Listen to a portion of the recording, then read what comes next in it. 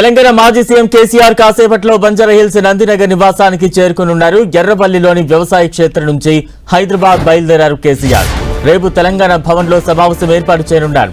ఆదివారం మధ్యాహ్నం బీఆర్ఎస్-ఎల్పీ రాష్ట్ర కార్యవర్గంతో భేటీ కానున్నారు గులాబీ బాస్. ఎర్రపల్లి వ్యవసాయ క్షేత్రం నుంచి నగరానికి వస్తున్న కేసీఆర్ 5 రోజుల పాటు నందినగర్ నివాసంలో ఉండనున్నట్టు తెలుస్తోంది.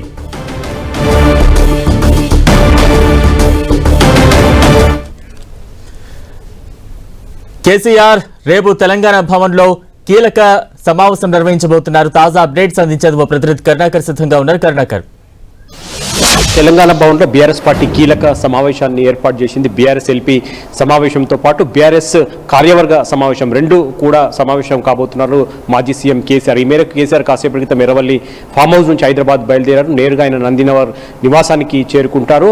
రేపటి సమావేశంలో పాల్గొనే అంశాలపై ఇప్పటికే BRS party working president KTR ముఖ్యమైన నేతలతో చర్చించిన పరిస్థితిని మనం చూస్తున్నాం.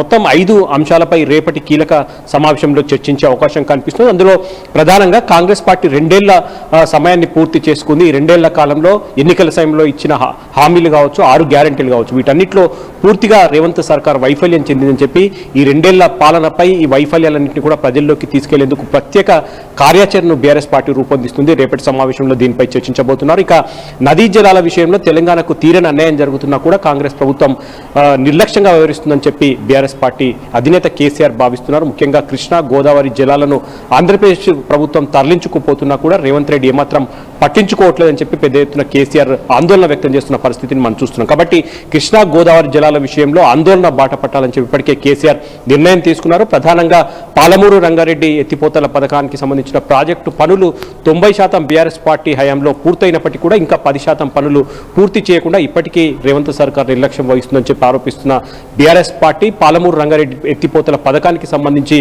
అటు పాలమూరు రంగారెడ్డి అంటే ఉమ్మడి మహబూబ్నగర్ జిల్లాలో పాదయాత్ర చేసి భారీ బహిరంగ సభ ఏర్పాటు చేసేందుకు కూడా బీఆర్ఎస్ పార్టీ సమాయత్తం అవుతుంది. దాంతోపాటు పార్టీ బలోపేతం కావచ్చు, లేకపోతే క్షేత్రస్థాయిలో పార్టీని బలోపేతం చేసి పూర్తి స్థాయిలో కార్యవర్గాన్ని ఏర్పాటు చేసేందుకు కూడా కేసీఆర్ సమాయత్తం అవుతున్నారు. ఇటువంటి కీలక అంశాలన్నింటినీ కూడా రేపు జరగబోయే బీఆర్ఎస్-ఎల్పీ సమావేశం కావచ్చు, లేకపోతే కార్యవర్గ సమావేశంలో కేసీఆర్ పార్టీ నేతలకు దిశానిర్దేశం చేసి ఈ ఆందోళనకు సంబంధించిన ఒక రూట్ మ్యాప్ ను సిద్ధం చేసే అవకాశం కనిపిస్తోంది. బలరాం, కనుక రేపు బీఆర్ఎస్ శ్రేణులతో సమావేశం కాబోతున్నారు.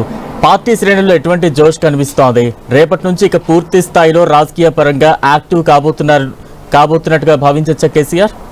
ఖచ్చితంగా కేసీఆర్ మనం చూస్తున్నాం. అసెంబ్లీ ఎన్నికల్లో ఓటమి, లోక్సభ ఎన్నికల్లో పూర్తి పరాజయం తర్వాత కేసీఆర్ దాదాపు ఫామ్ హౌస్కి పరిమితం అవుతూ వస్తున్నారు. 1-2 సందర్భాల్లో తెలంగాణ భవన్లో సమావేశాలు నిర్వహించడం కావచ్చు, లేకపోతే ఏప్రిల్లో ఏదైతే వజ్రోత్సవ సిల్వర్ జూబ్లీ సమావేశంలో పాల్గొనడం పరిస్థితిని మనం చూస్తున్నాం. తర్వాత ఇక్కడ కూడా కేసీఆర్ బహిరంగ సభల్లో పాల్గొనడం పరిస్థితి. దాంతోపాటు ఏమైనా అత్యవసర సమావేశాలు ఉంటే కూడా ఎర్రవల్లి ఫామ్ హౌస్కి నేతలను పిలిపించుకొని మాట్లాడుతున్న పరిస్థితిని మనం చూస్తున్నాం. ఇటువంటి సమయంలో 2 ఏళ్ల కాంగ్రెస్ పాలన పూర్తయిన సందర్భంగా కేసీఆర్ ఇక పూర్తి స్థాయిలో యాక్టివ్ కాబోతున్నారని చెప్పి బీఆర్ఎస్ పార్టీ వర్గాలు చెప్తున్నాయి. రేపటి సమావేశం తర్వాత కూడా కేసీఆర్ 5-6 రోజుల పాటు నందినగర్ నివాసంలోనే నేతలకు అందుబాటులో ఉండే అవకాశం కనిపిస్తుంది. ఆ తర్వాత కూడా రెగ్యులర్గా ఆయన తెలంగాణ భవన్కు రావడం కానీ కార్యకర్తలకు నేతలకు అందుబాటులో ఉండే విధంగా ఆయన చర్యలు తీసుకుంటున్నారని చెప్పి పార్టీ వర్గాలు చెప్తున్న పరిస్థితిని మనం చూస్తున్నాం. కాబట్టి ఖచ్చితంగా కేసీఆర్ 4 రోజుల తర్వాత తెలంగాణ భవన్కు వస్తున్న నేపథ్యంలో కార్యకర్తలు నేతలు కూడా పెద్ద ఎత్తున తెలంగాణ భవన్కు వచ్చే అవకాశం కనిపిస్తుంది. అయితే రేపటి కార్యక్రమంలో సమావేశంలో పాల్గొనేందుకు మొత్తం 400 మందికి ఇప్పటికే ఆహ్వానాలు పంపినట్టు తెలుస్తోంది. రేపటి సమావేశంలో కేసీఆర్ ఏం మాట్లాడబోతున్నారు, రేవంత్ సర్కార్ 2 ఏళ్ల పాలనపై కేసీఆర్ ఎటువంటి కామెంట్స్ చేస్తారనే దానిపై కూడా ఇటు బీఆర్ఎస్ వర్గాల్లో కాంగ్రెస్ వర్గాల్లో కొంత ఆసక్తి నెలకొన్న పరిస్థితిని మనం చూస్తున్నాం. Balaram, right, thank you Karunakar.